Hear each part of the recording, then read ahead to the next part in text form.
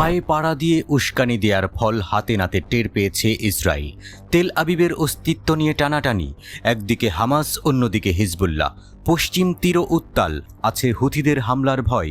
ইরানও এখন সরাসরি হামলার রীতি তৈরি করেছে। বিশাল সংখ্যক এই ফ্রন্ট ইসরায়েলের জন্য একটি বিশাল সমস্যা, মন্তব্য সাবেক সিনবেট প্রধানের।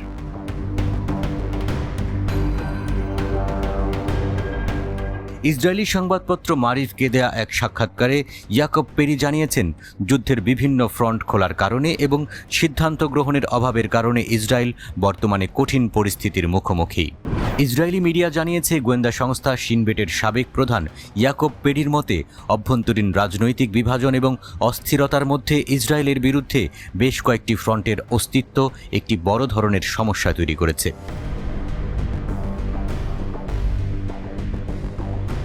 গাজা উপত্যকা। পেরি বলেছেন, ইসরায়েলের রাফা আক্রমণের পরিকল্পনা শিগগিরই বাস্তবায়িত হবে না।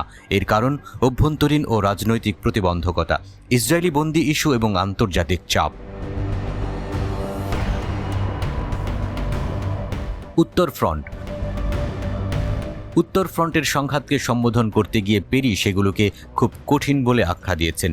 জোর দিয়ে বলেছেন, বর্তমান পরিস্থিতিতে এটির সমাধান খুঁজে পাওয়া যাবে বলে মনে হয় না এবং হিজবুল্লাহর বিরুদ্ধে যুদ্ধে যাওয়া আরও বড় সমস্যা তৈরি করবে। আল কুদস এবং পশ্চিম তীর। শিনবেটের সাবেক প্রধান বলেছেন, পশ্চিম তীর এবং আল কুদসে অপারেশনের মাত্রা বৃদ্ধি পাচ্ছে। বিষয়টি ইসরায়েলের জন্য উদ্বেগজনক এবং সেখানে একটি সমস্যাযুক্ত ফ্রন্ট গঠিত হয়েছে। ইয়েমেন ও ইরান। পেরি ইয়েমেনের হুথি যোদ্ধাদের সাথে ফ্রন্ট এবং লোহিত সাগরের বিপদের পাশাপাশি ইলাত আল রাশরাশ এবং দক্ষিণ অধিকৃত ফিলিস্তিনের নিরাপত্তা সমস্যাগুলোর কথাও মনে করিয়ে দিয়েছেন। তিনি বলেছেন, এই প্রথমবার আমরা ইরানের সাথে সরাসরি সংঘর্ষ প্রত্যক্ষ করেছি। বিশৃঙ্খলা, পদত্যাগ এবং বন্দী।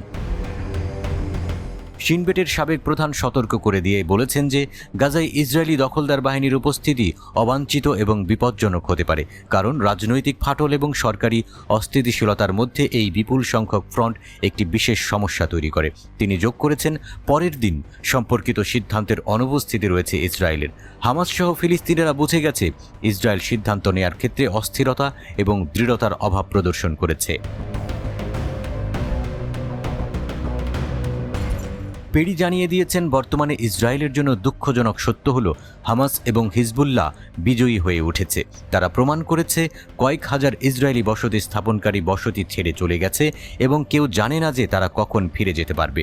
শিনবেটের সাবেক প্রধান উপসংহার টেনে বলেছেন, ইসরায়েলের পরিস্থিতি ভালো দেখাচ্ছে না, আন্তর্জাতিক সমালোচনা বেড়েই চলেছে।